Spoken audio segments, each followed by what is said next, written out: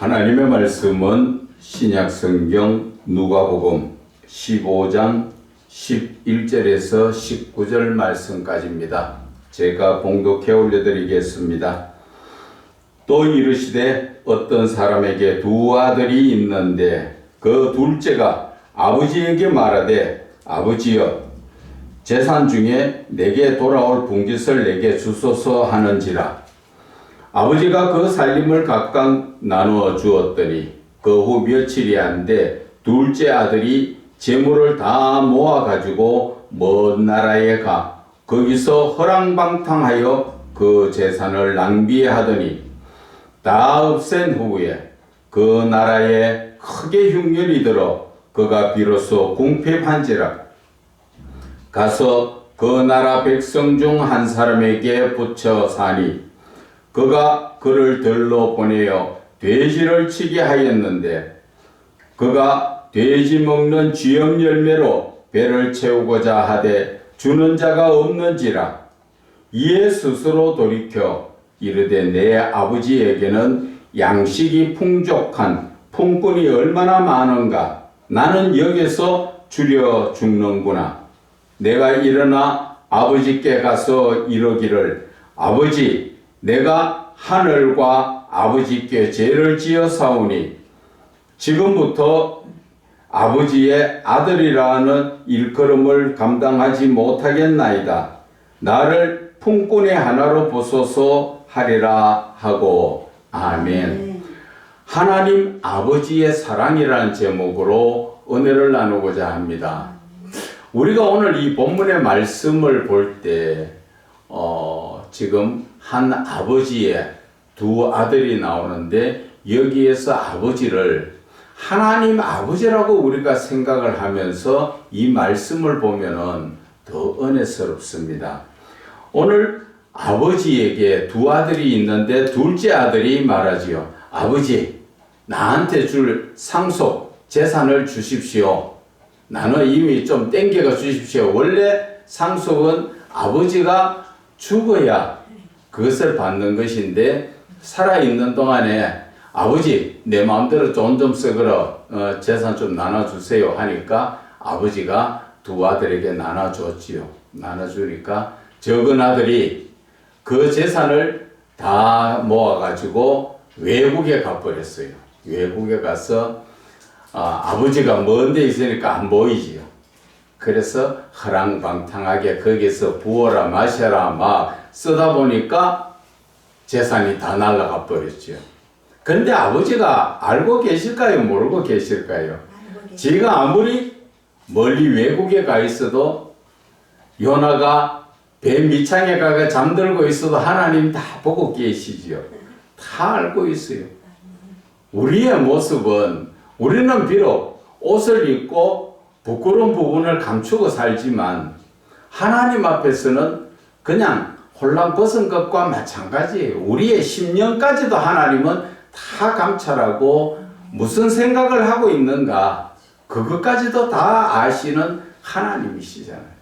그래서 우리의 하나님은 눈에 막상 보이시진 않지만 그 하나님은 나의 모든 것을 나보다 더 잘 알고 계시는 하나님 아버지라는 것을 아셔야 하는 거예요. 그래서 아버지가 재산을 다 나눠줄 때 그 아들이 돈을 더 많이 벌어서 오기로 기다렸을까요? 아니죠. 그 아들이 다 들어묻고 거지가 돼가 연락 올 거라는 걸 이미 다 알고 그래 네 마음대로 해봐라 하고 돈을 주신 거예요. 그런데 그 아들은 어떻게 해요? 그 돈으로 나가서 흥청망청 세상에 빠져 죄악 가운데서 같이 놀아보니까 어때요? 육신적으로는 기분이 좋지요. 뭐 알코올이 들어가서 정신도 몽롱하게 하고 거기에다가 또 다른 여자들까지도 같이 있으니까 얼마나 그 당시에는 좋았겠어요. 그러나 세상에서는 돈이 없으니까 살기가 힘들지요. 이 세상도 마찬가지잖아요. 지금 저와 여러분이 돈 없이 살기 괜찮습니까? 힘들어요. 돈이 앞서서 갑니다. 그러나 우리 하나님을 믿는 믿음 안에는 돈이 들어가는 게 아니에요. 내 마음, 내가 언제나 믿음으로 하나님만 바라본다면 하나님께서는 우리에게 우리의 마음과 그 생각을 지키시는 하나님께서 내가 무슨 생각을 하고 있고 내가 무엇을 바라고 있고 내 아쉬운 게 무엇인가 하나님은 이미 다 알고 계셔요. 그런데 하나님께서는 마태복음에 말씀하셨지요. 구하라. 그러면 주시리라. 그래도 다 알고 있지만 그래도 구하라는 것이죠. 왜? 내가 하나님께 구한다는 건 뭐예요? 하나님과 나 사이에 신앙의 관계가 연결되어 있다는 것을 그것을 깨닫게 해주시는 거예요. 하나님하고 나 사이에 신앙이라는 그 믿음이 없으면 아무 소용이 없어요. 아무 관계도 아니고 아무리 불러도 대답 안 하시는 분이지만 그런데 내가 믿음으로 하나님을 부르면 하나님은 언제든지 나와 함께 하시기 때문에 내가 기도하면 금방 응답해 주세요. 그분이 바로 살아계시기 때문에 그런 거예요. 그런데 오늘 모든 것을 다 알고 계시는 그 아버지가 자식이 나가서 허랑방탕하게 부어라 마셔라 그렇게 사는 것까지도 다 알지요. 그리고 그 돈 떨어지면 어떻게 될 것이다 하는 것도 압니다. 그런데 그 아들이 결국은 다 재산을 날려먹고 이제는 먹을 것이 없다는 것이죠. 얼마나 안타까운 일이에요. 먹을 게 없어요. 만약에 우리의 자녀들이 저 먼 데 가서 돈 떨어졌습니다 하면 어떤 모습이라든지 돈이라도 붙여줘 가지고 그죠? 그 자식이 배고픈 것을 안 보려고 하는 게 육신적의 부모의 모습이에요. 그러나 하나님의 사랑은 그 반대예요. 오늘 둘째 아들은 어떠한 모습이었습니까? 배가 고파서 돼지 먹는 쥐염 열매라도 좀 얻어먹으려고 돼지치러 갔어요.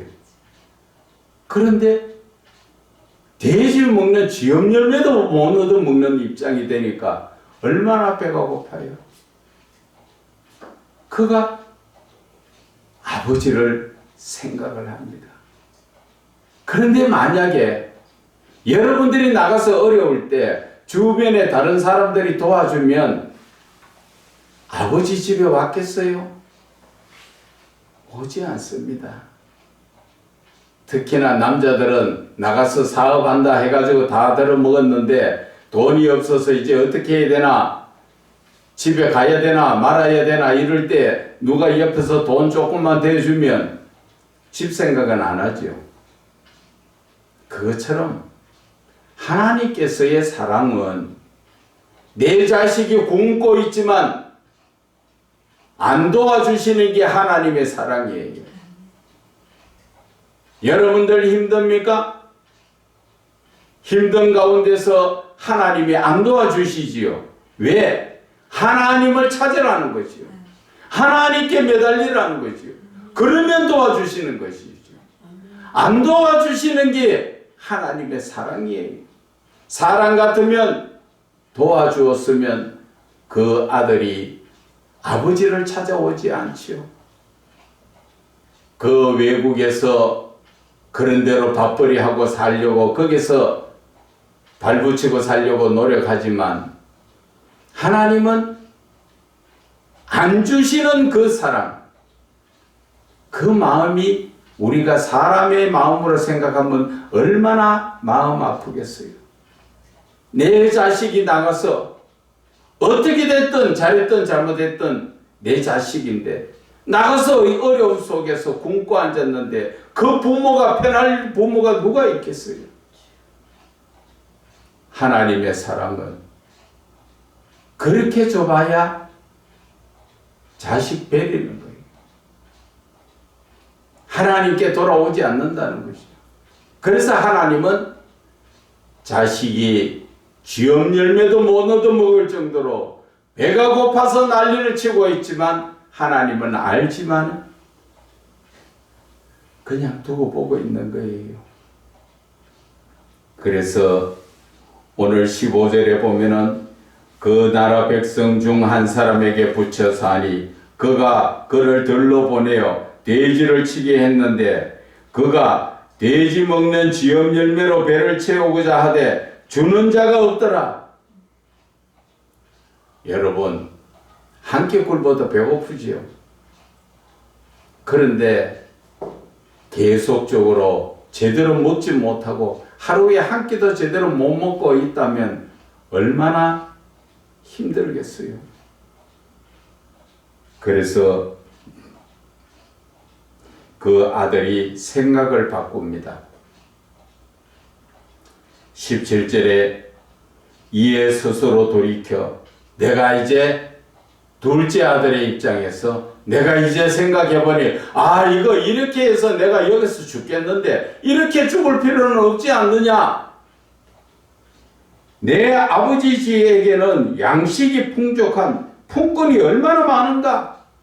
품꾼이라도 넉넉한 살림으로 사는데 나는 여기서 죽여 죽는구나.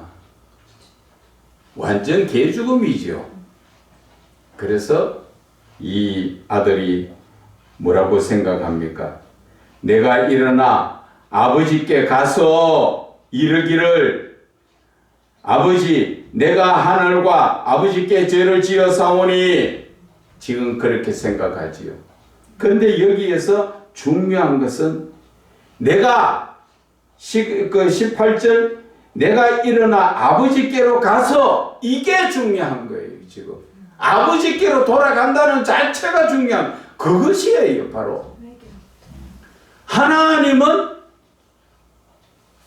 우리가 어려울 때 주시지 않지만 하나님이 미워서 안 줍니까? 없어서 안 줍니까? 아니에요. 하나님은 사랑이세요. 저와 여러분에게도 한없는 걸 주시려고 해요. 그것이 어디에 나옵니까? 신명기 8장 2절에 광야 40년을 기억해라. 얼마나 힘들어요. 광야 40년 동안 제대로 먹지 못하고 입고 벗고 씻고 제대로 못하고 40년을 나흘도 아니고 넉 달도 아니고 40년을 그렇게 광야를 돌아다니는데 하나님께서 왜 그렇게 하셨는가 한 거죠. 그것은 너를 낮추시고 낮추신다는 자체는 너희들이 지금까지는 내 말을 듣지 않고 네 생각대로 예수를 믿었으니까 고난을 당하고 있다 그 말씀이에요. 오늘 이 둘째 아들도 자기 생각대로 나가서 아버지를 떠난 삶을 사는 것. 예수를 믿지 않고 저 다른 나라에 가서 허랑방탕하게 살다가 보니까 이제 그제야서 먹을 게 없으니까 아버지가 생각나서 이제 아버지께로 돌아가야 되겠다. 그것을 지금 말씀하시는 거예요. 그래서 저와 여러분은 광야 40년 동안에 고난을 당하고 있지요. 지금도 저와 여러분은 광야 40년에 있는 분들이 많습니다. 지금 예수는 잘 믿고 있다고 하지만 그래도 힘든 가분이 있지요. 육신적으로 힘들고 돈으로 힘들고 또 마음적으로 사람한테 이렇게 저렇게 상처받아 힘들고 모든 힘들고 있는 것은 왜 힘들다고 합니까? 네가 하나님의 말씀을 듣지 않고 있다 그 말씀이에요. 그래서 힘들고 있다는 것이죠. 그래서 하나님께서는 너를 낮추시고 그 이후에 뭡니까? 그 가운데서도 너희들이 하나님의 말씀을 듣고 지키느냐 지키지 않느냐? 하나님은 그것을 보신다는 것이죠. 왜 그 고난의 삶을 주셨을까? 그것은 신명기 8장 16절에 너희들이 그 고난의 삶 먹지도 못하고 제대로 마시지도 못하고 살았는 그 고난의 삶은 마침내 복을 주시려고, 우리에게 엄청난 복을 주시기 위해서 너희들이 복받을 그릇이 되느냐 하는 것이죠. 저와 여러분이 한번 생각해 보세요. 하늘에서 지금 소나기가 한없이 떨어집니다. 장마철에 보면 비가 한없이 오죠. 그런데 그 장마철에 떨어지는 비가 만약에 금덩어리라면, 금이 그렇게 막 하늘에서 떨어진다면 여러분들 어떤 그릇을 가지고 갈 거예요? 조그마한 종재기 들고 갈 거예요? 아니면 구멍 숭숭 뚫리는 그 소구리 들고 갈 거예요? 아무리 받아도 한 개도 남지도 않아죠. 그럴 때는 우리가 막 힘이 겨워도 큰 그릇을 어디서 구해서든지 가져가서 거기에다가 받으려고 하지 않겠어요? 하나님은 바로 그거예요. 여러분들에게 주시는 복을 엄청나게 많이 주시려고 하지만 여러분들이 아직 받을 그릇이 준비가 안 됐다는 것이죠. 여러분들이 지금 복 받을 그릇 준비만 되면 하나님은 항상 복을 주십니다. 내가 하나님 복 주세요 한다고 복 주는 거 아니에요. 내 믿음이 복 받을 그릇으로만 되면 상상도 못할 복을 주시지요. 누가 그랬습니까? 다윗이 그랬지요. 광야의 목동이었죠. 그것도 형제들 중에 막내가 돼가지고 저 광야에 양이나 치러 다니고 배우지도 못하고 혼자 외롭게 그렇게 했지만 그 마음에는 항상 하나님을 향한 뜨거운 마음이 있었지요. 골리앗을 만나서 이스라엘이 도저히 대적하지 못하는 그 골리앗을 다윗은 물맷돌 하나 들고 나가서 만군의 여호와의 이름으로 그를 치니까 죽어버렸잖아요. 누가 하신다고? 하나님이 함께 하시니까. 그래서 그 다윗은 광야에서 10여 년 가까이 그렇게 힘든 삶을 살았지만 하나님께서 마침내 복을 주시니까 이스라엘의 왕이 되어버리잖아요. 왕이 되리라고 누가 상상이나 했어요? 꿈도 꿨습니까? 왕이 되리라고 공부를 했습니까? 아무것도 하지 않았지만 그 마음이 하나님과 동행하는 삶, 늘 교제하는 삶, 그렇게만 사니까 하나님께서 이새의 아들 다윗은 내 마음에 합한 자다, 내 뜻을 다 이루리라. 지금도 이스라엘 유대인들은 오직 다윗이지요. 그 나라의 국기가 다윗의 별이에요. 다윗의 별을 지금도 그 나라의 국기로 만들어서 사용하고 있습니다. 그렇도록 하나님의 은혜와 사랑은 저와 여러분에게 한이 없다는 것이지요. 그래서 오늘 둘째 아들이 마침내 하나님께로 옵니다. 아버지께로 오지요. 20절에 보면은 아버지께로 돌아가니라. 아직도 거리가 먼데 아버지가 그를 보고 측은히 여겨 달려가 목을 안고 입을 맞춘다. 아들이 돌아오는 것을 아버지가 알고 저 거리가 멀지만은 아들을 돌아올 것을 아버지는 이미 알고 계시죠. 그래서 측은히 여겼다, 불쌍히 여겼다는 거죠. 그래도 아버지가 달려가셨죠. 달려가서 그 자식을 입맞추고 끌어안고 얼마나 하나님이 기뻐하세요. 저와 여러분의 삶에서도 마찬가지입니다. 어떠한 목적을 가지고 예수를 믿고 있습니까? 하나님만 바르게 믿는다면 오늘 이 순간부터라도 내 마음에 결단을 하고 예수를 바르게 믿으면 저와 여러분의 모든 문제, 육신적인 것이나 금전적인 것이나 사람과의 관계에서 심적으로 문제 있는 것이나 하나님께서는 다 치료하여 주시고 해결하여 주시는 것입니다. 하나님께로만 돌아오면 오늘 아들이 그렇게 돌아오니까 아직도 거리가 먼데 아버지가 그를 보고 측은히 여겨 달려가서 그 아들의 목을 안고 입을 맞추면서 아들이 21절에 회개하지요. 아들이 아버지 내가 하늘과 아버지께 죄지었습니다. 지금부터는 아버지 아들이라고 인정하지 말고 그냥 일꾼 중에 한 사람이라고 그냥 그렇게 받아만 주셔도 감사하겠습니다. 철저히 뭐를 말합니까?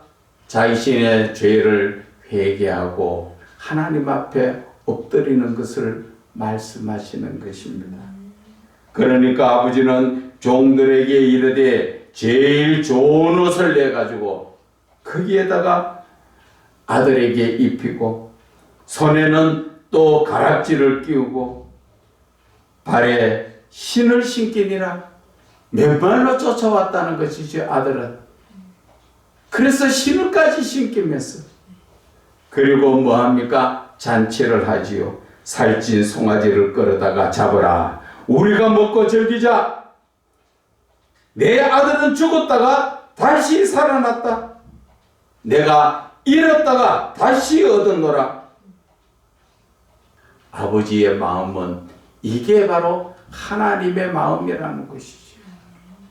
우리가 예수를 믿으면서 얼마나 많은 죄를 범했지만 예수 이름으로 회개하고 돌이키면 하나님은 그 사랑하심이 변함없이 우리를 붙들어 주시고 인도하여 주신다는 것을 저와 여러분들은 아시지 않습니까? 다만 어떠한 믿음이 되어야 합니까? 올바른 믿음으로 하나님 앞에 진정 회개하고 돌이키는 그러한 믿음만 있으면 하나님은 언제든 우리를 붙들어 주시고 이끌어 주시는 그 하나님이시라는 것이지.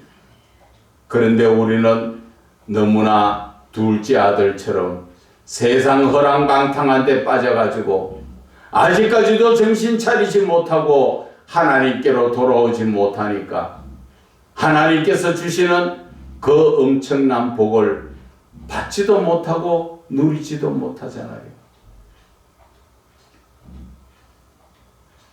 우리가 시편 23편의 말씀에 보면은 내가 사망의 음침한 골짜기를 다닐지라도 주의 지팡이가 나를 안위한다.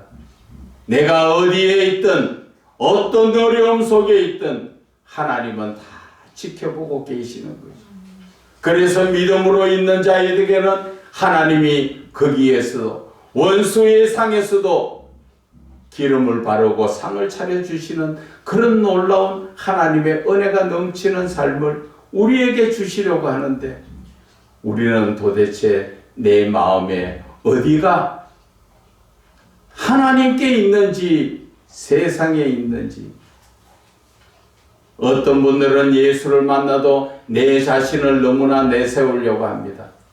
내가 좀 잘났고 내가 좀 더 해서 내가 좀 더 남 앞에 인정받으려고 하고 잘났다고 생각하는 그러한 삶을 살려고 하고 있습니다. 그러나 하나님 앞에서는 교만한 자는 물리치시고 겸손한 자는 하나님께서 그를 높여주시잖아요.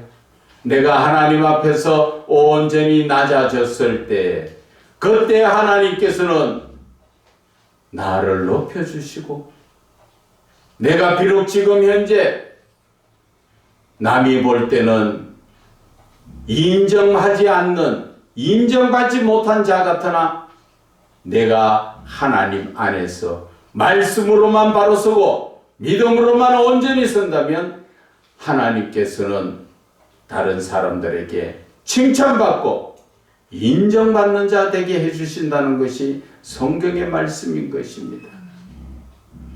그래서 오늘 이 말씀을 정리하자면 우리는 어려움 속에서도 하나님을 찾아야 되고 또 늘 온실 속의 화초라기보다는 비바람이 불어치는 그러한 세상 풍파 속에서도 선과 악을 알고 우리는 선을 택하여 하나님 앞에 온전한 믿음으로 설 때 하나님은 언제든 이 둘째 아들을 맞으러 나오시는 하나님같이 아버지같이 먼 데서부터 다 보고 계시고 지금 우리를 기다리고 계신다는 것을 아셔야 하는 것입니다. 그래서 저와 여러분 이제 우리의 믿음을 정리합시다. 하나님 안에서 온전한 믿음으로 지금까지 그래 못했다면 오늘 이 순간부터 회개하면서 바르게 서면 하나님께서는 또다시 우리에게 엄청난 하나님의 사랑으로 우리에게 복을 주신다는 것을 깨달아 아시기를 주 예수 그리스도 이름으로 부탁을 드립니다.